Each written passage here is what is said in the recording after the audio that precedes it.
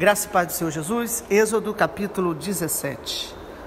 Toda a congregação dos filhos de Israel partiu do deserto de Sim, fazendo suas paradas, segundo o mandamento do Senhor, e acamparam em Refidim.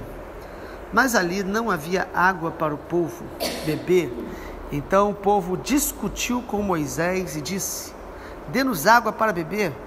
Moisés respondeu: por que vocês estão discutindo comigo? Por que estão tentando o Senhor? Mas ali o povo estava com sede de água e murmurou contra Moisés, dizendo: por que você nos tirou do Egito para nos matar de sede, a nós, nossos filhos e aos nossos rebanhos? Então Moisés clamou ao Senhor: que farei com este povo?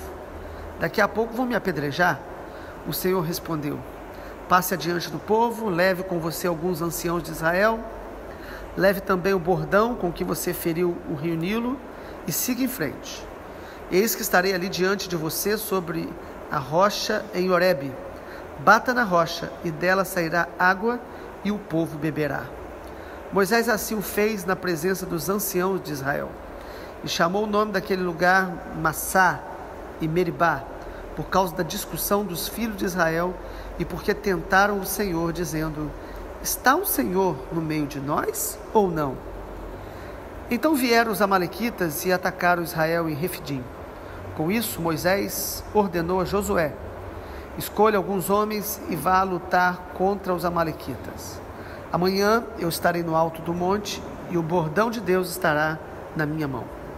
Josué fez como Moisés lhe havia ordenado e lutou contra os amalequitas. Porém Moisés, Arão e Hur subiram para o alto do monte. Quando Moisés levantava a mão, Israel vencia. Quando, porém, ele abaixava a mão, os amalequitas venciam. Quando as mãos de Moisés ficaram pesadas, pegaram uma pedra, puseram por baixo dele para que Moisés se sentasse. Arão e Hur sustentavam as mãos de Moisés, um de um lado e outro do outro. Assim as mãos dele ficaram firmes até o pôr do sol. E Josué destruiu os amalequitas a fio da espada. Então o Senhor disse a Moisés: escreva isto para a memória num livro e repita-o a Josué, porque eu vou apagar totalmente a memória dos amalequitas da face da terra. E Moisés edificou um altar e deu o nome de O Senhor é minha bandeira. E disse: porque o Senhor jurou, haverá guerra do Senhor contra os amalequitas de geração em geração. Capítulo 17 de Êxodo fala sobre momentos de provação e de guerra espiritual. O povo de Israel no caminho para Canaã, os irmãos já perceberam que em alguns momentos eles eram provados através de alguma necessidade, através de alguma escassez.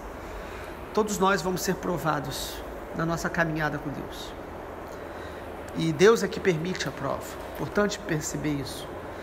Nós vivemos numa geração onde as pessoas, às vezes, tudo que acontece de ruim, elas atribuem logo ao diabo. E realmente há muitas coisas que são ataques do inimigo. Mas primeiro nós precisamos entender que Deus é soberano sobre todas as provações. Deus é que permite. Deus estava levando o povo de Israel pelo deserto e Deus sabia que em alguns momentos não teria água. Deus permitiu, porque Ele é soberano. E qual é o propósito de Deus de permitir as provações? Deus permite a provação para mostrar a nós o nosso coração. Deus mostra para a gente o nosso coração quando nós somos provados. Quando a gente está debaixo daquele momento de alegria, de fé. Algumas pessoas, quando começam a caminhar com Deus, elas têm uma alegria muito grande, isso é maravilhoso. Mas quando vem a prova, é que aí nós conhecemos o nosso coração. Então aqui no capítulo 17, o povo de Israel está marchando, está caminhando, e de repente não havia água, e o povo começa a discutir com Moisés. É interessante essa discussão aqui, porque o povo faz pergunta para Moisés, Moisés faz pergunta para o povo, e depois Moisés faz perguntas para Deus. Às vezes nós estamos cheios de perguntas, mas nós não estamos parando para ouvir o Senhor. A gente faz perguntas para as pessoas que não podem nos responder. O povo perguntou para Moisés: por que você nos trouxe para cá? Olha só o versículo 3. O texto diz: ali o povo estava com sede de água e murmurou contra Moisés, dizendo: por que você nos tirou do Egito para nos matar de sede, a nós e nossos filhos e a nossos rebanhos? Sabe qual é o problema? Deus não tem dificuldade nenhuma quando a gente tem perguntas para Ele. O problema é quando as nossas perguntas revelam incredulidade, dúvida. Eles perguntaram para Moisés: por que você nos tirou de lá para morrermos aqui? Ou seja, o momento da necessidade da provação fazia com que Israel duvidasse do propósito de Deus e do que Deus tinha feito até aquele momento. Isso acontece comigo e com você se nós não estivermos vigilantes. Deus faz coisas maravilhosas, Deus traz livramentos em nossa vida, mas às vezes uma nova provação, uma nova escassez pode nos fazer levantar perguntas e dúvidas. Será que foi Deus mesmo que me tirou do Egito? Será que foi Deus mesmo que me conduziu até aqui? Essa era a pergunta deles. A pergunta do povo de Israel aqui era cheia de incredulidade. Olha o versículo 7 de Êxodo 17. Perceba aí na sua Bíblia, quando eles dizem: e chamou o nome daquele lugar de Massá, Meribá, por causa da discussão dos filhos de Israel. Tentaram o Senhor dizendo: está o Senhor no meio de nós ou não? Quantas vezes nós estamos com essas perguntas? Será que Deus está comigo ou não? Porque a gente está passando alguma escassez. Irmãos, o diabo quer que a gente acredite que andar com Deus vai nos livrar de todo sofrimento. É isso mesmo, vou repetir.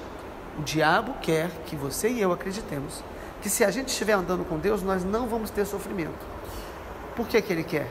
Porque qualquer provação que nós passamos vai nos fazer duvidar se Deus está conosco ou não. Irmãos, a tribulação e a provação faz parte da caminhada com Deus, é permissão de Deus, e Deus tem propósito através de cada provação. Deus quer mostrar o nosso coração, a nossa fragilidade, a nossa incredulidade, quer mostrar não para nos abater, não para nos destruir, Ele quer mostrar para que a gente corra para Ele, como Moisés fez. Moisés, ao invés de ficar discutindo somente com o povo de Israel, ele foi ao Senhor e perguntou ao Senhor, versículo 4, Moisés clamou ao Senhor, versículo 4 diz isso, e perguntou: que farei com este povo? Daqui a pouco vão me apedrejar. E Deus trouxe uma direção. Amado, Deus tem direção para suprir o nosso coração, para curar as nossas feridas. Deus falou para ele: bata nessa rocha. É interessante que aqui Deus falou para bater na rocha, mas lá no livro de Números, em outro texto, Deus falou para Moisés falar para a rocha. E lá em Números, Moisés bateu em desobediência e ele perdeu o direito de entrar na terra por causa desse ato de reação impulsiva, porque ele estava irado. Sabe, irmãos, nós temos que tomar muito cuidado para não agirmos na ira, que a gente pode perder parte da nossa herança em Deus, porque nos movemos na ira. Diante das provações, nós precisamos entender que Deus tem propósito. Então eu falei já um propósito, mostrar o nosso coração, mas tem mais dois propósitos de Deus nas provações. O segundo propósito é que Deus quer nos aperfeiçoar. Deus quer nos aperfeiçoar em cada provação. Deus quer, quando Ele mostra o meu coração e mostra o que falta, Ele quer que isso gere em mim humildade, quebrantamento, aproximação dEle, para que, ao invés de eu sair da provação pior do que antes, eu saia melhor, eu saia mais humilde, eu saia entendendo que Deus tem coisas mais profundas para trabalhar em mim.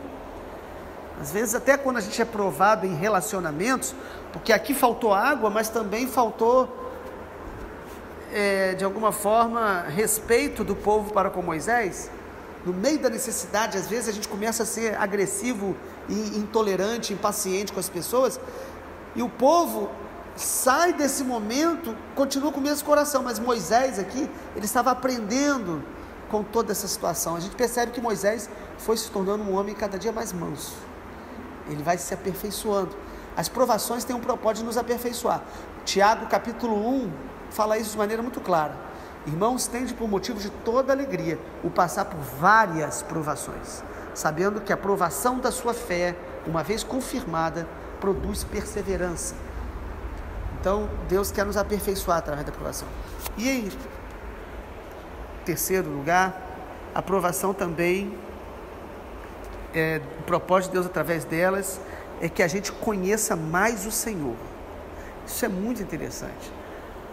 Nós vimos aqui atrás, quando o povo de Israel foi provado lá nas águas de Mara, as águas amargas, que Deus curou aquelas águas e eles reconheceram que Deus é Yahvé Rafá, o Deus que sara. Agora Deus aqui dá uma vitória para eles no meio dessa provação e eles reconhecem que Deus é Yahvé Nissi. O Senhor é a nossa bandeira. A gente vai perceber isso aqui no versículo número 15. Moisés edificou um altar e deu o nome que o Senhor é a minha bandeira. Cada provação que a gente passa, Deus quer revelar mais da face dele que a gente não conhece. Deus quer revelar mais da glória dele, dos atributos dele. Então, amado, cada provação é uma oportunidade da gente amadurecer e conhecer mais a Deus. É oportunidade, porque não significa que a provação vai fazer isso com a gente. O que faz com que a gente cresça e conheça mais a Deus não é a provação, é a maneira que nós interagimos com ela, é a maneira que nós reagimos a ela. Há pessoas que, quanto mais provados, mais duro de coração ficam, mais vão duvidando, ficando incrédulo. Há pessoas que elas oram, elas guerreiam, elas creem, mas elas não vão vendo a resposta que elas estão esperando, e aos poucos elas vão sendo minadas, frustradas, e chega um momento que elas se entregam à apostasia. Tanto a apostasia declarada, aquela pessoa que abandona mesmo a casa de Deus, os projetos de Deus, como aquela apostasia velada.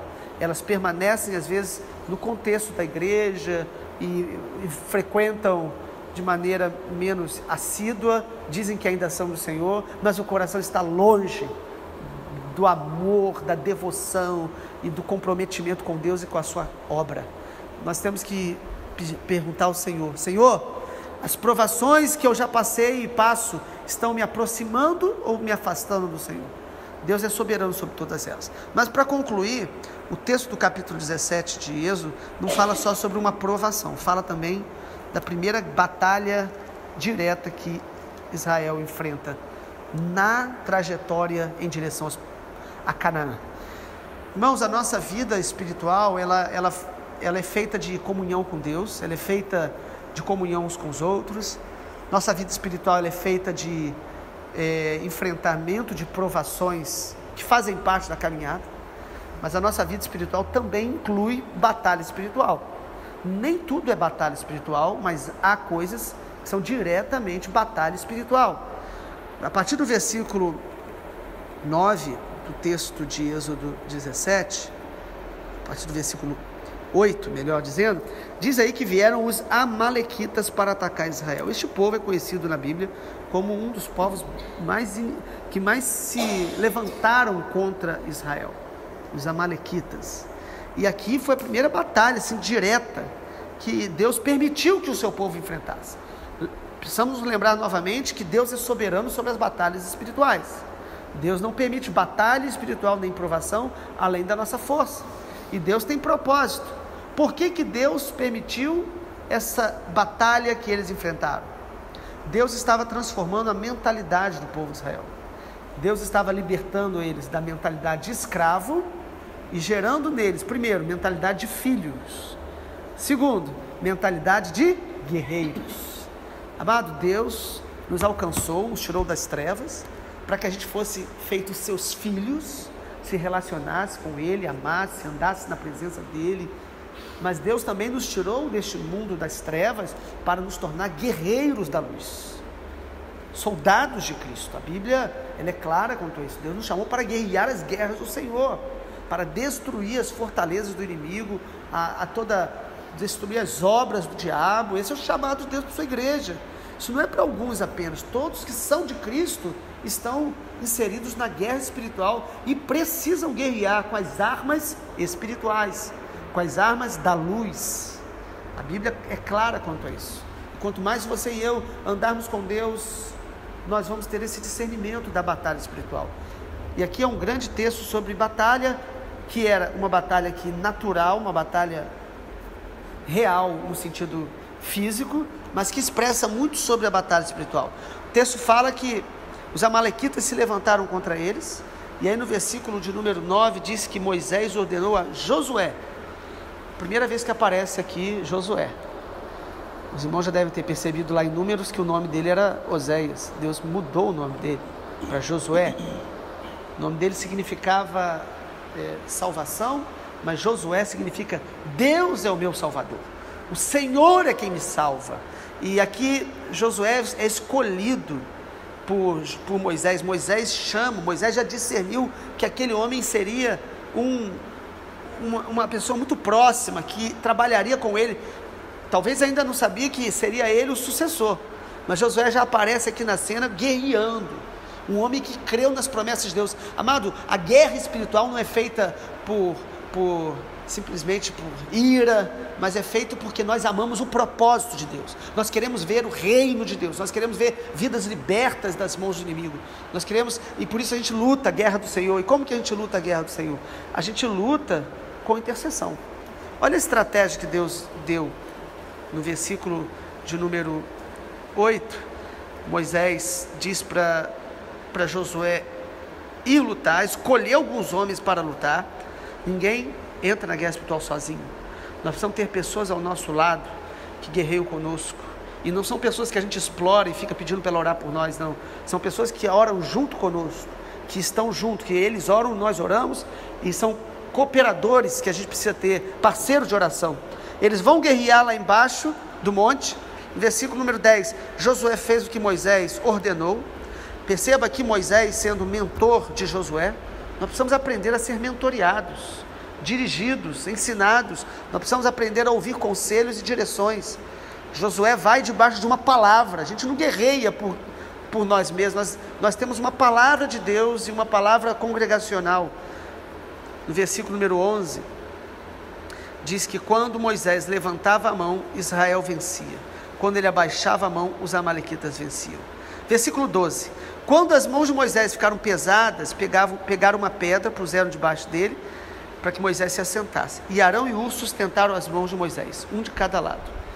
E assim ficaram até o pôr do sol, e Josué destruiu os amalequitas a fio de espada. Irmãos, esse texto é um claro texto sobre o poder da intercessão. Deus dá uma direção para que Moisés levantasse as mãos do alto monte.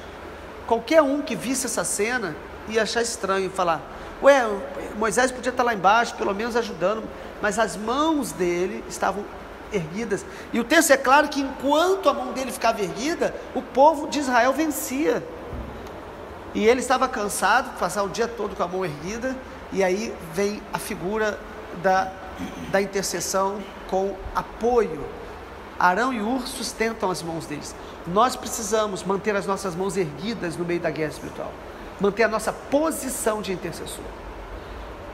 Nós precisamos de pessoas que nos ajudem a manter as mãos erguidas, pessoas que seguram a nossa mão. Eu estou orando com você, não é só por, mas é com, junto. É gente que está junto, na mesma guerra, discernindo a guerra e clamando juntos. E amados, que é maravilhoso a gente perceber que quando você ajuda seus líderes a manter as mãos erguidas, a vitória vem sobre todos. Quando você ora pelos seus líderes e com os seus líderes, você está participando da vitória que vem sobre todos nós. Há pessoas que elas murmuram, amaldiçoam os seus líderes. No capítulo 17 a gente vê, no início de Êxodo 17, um povo murmurando contra Moisés. Isso traz peso, mas no final do capítulo 17 a gente vê um povo sustentando a mão dele. Nós precisamos perguntar para Deus quem nós temos sido na caminhada. Aqueles que trazem pesos e críticas, dúvidas e incredulidade, ou aqueles que sustentam a mão dos líderes, orando junto e guerreando as guerras do Senhor. Enquanto alguns intercedem, outros precisam estar guerreando as guerras do Senhor, usando as armas espirituais. E o texto termina com essa revelação maravilhosa. Moisés edifica um altar, eles vencem aquela batalha e dá o nome do Senhor é a minha bandeira. Eles vencem essa batalha em nome do Senhor. Deus então está forjando a nossa mente para que a gente não tenha uma mentalidade de escravo, mas uma mentalidade de guerreiro. Sabe, esse é o processo de Deus na nossa caminhada até o dia da volta de Jesus na Canaã. Deus vai forjar em nossa mente uma mentalidade de guerreiro, de conquistador, porque escravo não conquista. Quem conquista são os guerreiros, são aqueles que têm a mente de que são chamados pelo Senhor para avançar, para destruir as obras do diabo. O Senhor Jesus afirma isso, que sobre a igreja dele, ele falou: eu edificarei a minha igreja, e as portas do inferno não prevalecerão contra ela. Ele está falando que a igreja vai avançar. A igreja vai avançar em oração, em obediência, em alinhamento com a palavra, com a motivação correta. A nossa motivação não pode ser nós mesmos, mas a motivação tem que ser a vontade de Deus. Há muitas pessoas querendo saber a vontade de Deus para elas. Na verdade, no fundo elas querem saber o para elas. A gente tem que buscar a vontade soberana de Deus, através do seu povo, através da sua igreja, de alcançar vidas, nações, e não a vontade somente pensando em mim. Vamos orar. Pai, que a palavra do Senhor, que é santa, poderosa, gloriosa, fortaleça a nossa fé nessa manhã. Ajuda-nos, Espírito Santo, adiante de cada provação e nível de guerra, ouvirmos a voz do Senhor e caminharmos na tua direção, para que as provações nos aperfeiçoem e para que as guerras que enfrentarmos possam ser, ó Deus, mais conquistas para o teu reino, para a tua glória, mais revelação do teu poder e da tua grandeza em nossa vida. Senhor, forja em nós o caráter e a mentalidade de guerreiros do Senhor. Em nome de Jesus nós oramos que possamos ser libertos de toda mentalidade de escravos e termos uma mentalidade de filhos amados e de guerreiros que guerreiam a guerra do Senhor, para a glória e honra do nome de Jesus. Amém, Senhor.